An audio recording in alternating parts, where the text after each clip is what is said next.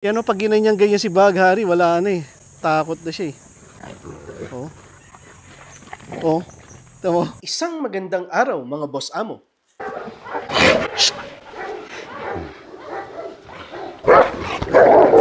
Tama na. Pwede man, leash. Ngayong araw nga ay ang trading day ni Baghari. At kung nung nakaraan ay pinakilala namin si Baghari sa pamilya ni Orange, ngayon naman ay pinakilala namin si Baghari sa pamilya ni Abu. At sa pakwalk na ito ay makikita nyo si Abu at ang anak niyang si Hiraya at si Mayumi. Kasama din si Pangarap at syempre ang instigador na si Orange. May tension pa rin sa leash ni Baghari. Naiintindihan ko naman yon. Kumbaga, hindi pa talaga siya sanay kasi ito pa lang ang pangalawang beses na makakasama niya ang mga giants sa pakwalk. Si Baghari din ay 2 taong gulang na at sa 2 taon ng buhay niya ay madalas siyang nakatali at madalas ay wala siyang interaction sa ibang aso. Kaya ang mga dog keepers ko ay nagtatanong sa akin kung si Pangarap daw ay nagawa namin ng ilang araw lang, bakit kung si Baghari ay magtatatlong linggo na ay ganun pa rin ang problema niya? Marahil ay ganun din ang tanong nyo mga boss amo. Ang sagot lang doon ay si Pangarap ay tuta nung dinala sa akin. Ibig sabihin, mas madaling mag-imprint ng behavior dahil tuta pa siya. Si Baghari ay dumaan na sa iba't ibang trauma, sa iba't ibang sitwasyon ng buhay. At yung nakagisnan niya ng 2 taon ay yun ang tingin niyang sa tama. Naging maganda ang pakwalk namin. Walang nag-away at si Baghari ay paminsan-minsan bumabahag ang buntot, ngunit most of the time ay siya ay relax. Hindi ko pa siya nakikitang nakikipag-gitgitan o nakikipagkiskisan ng katawan sa ibang aso ko. Pero ang pakwalk na ito ang pinakamalapit na ginawa ni Baghari sa ibang aso ko.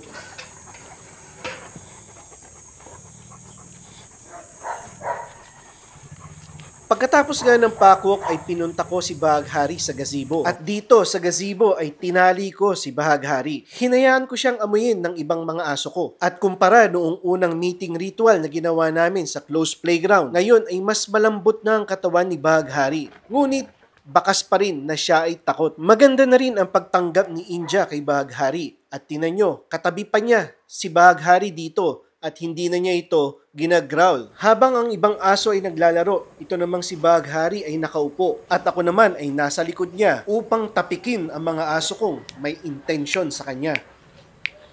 At sa pangalawang parte ng exercise namin na ito ay walang nag-misbehave. Lahat ay kalmado. At nung ibabalik ko na si Baghari sa kanyang cage ay nangyari ito.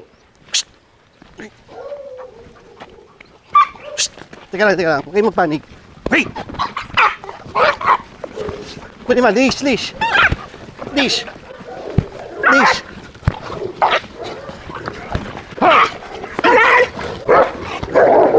Tama na.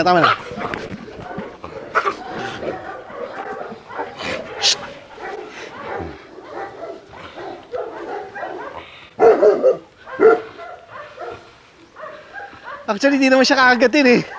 Sa una ay walang intensyon na kumagat ang pack kay Baghari. Pero dahil si Baghari ay imbalance ang kanyang energy, may mga miyembro ng pack na ayaw ito, kagaya ni Orange. Wala naman intensyon si Orange simula nang bumaba kami sa gazebo. Sa katunayan nga ay lumayo pa siya. Ngunit nagbago ang lahat noong dali-daling lumapit si Senyora kay Baghari. Sobrang taas ng energy ni Senyora, dahilan para magpanik si Baghari. At dahil sa pagpapanik ni Baghari, na-trigger si Orange. At si Orange ay hinanap agad si Baghari. Buti na lang si Rodel ay alisto at naitali agad si Orange. At ako naman, ang objective ko ay mahawakan si Senyora na siya naman ang nagsimula ng lahat. Ibig sabihin, siya ang instigador. At nung nahawakan ko si Senyora, ay tinan nyo naman ang reaksyon niya.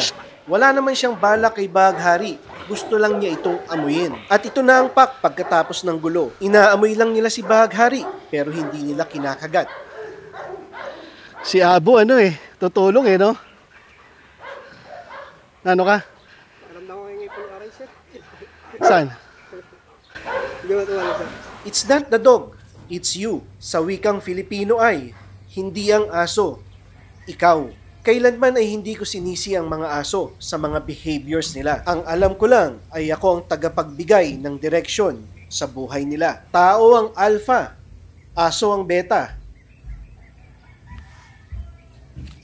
Yun lang po sa ngayon at maraming salamat sa panonood.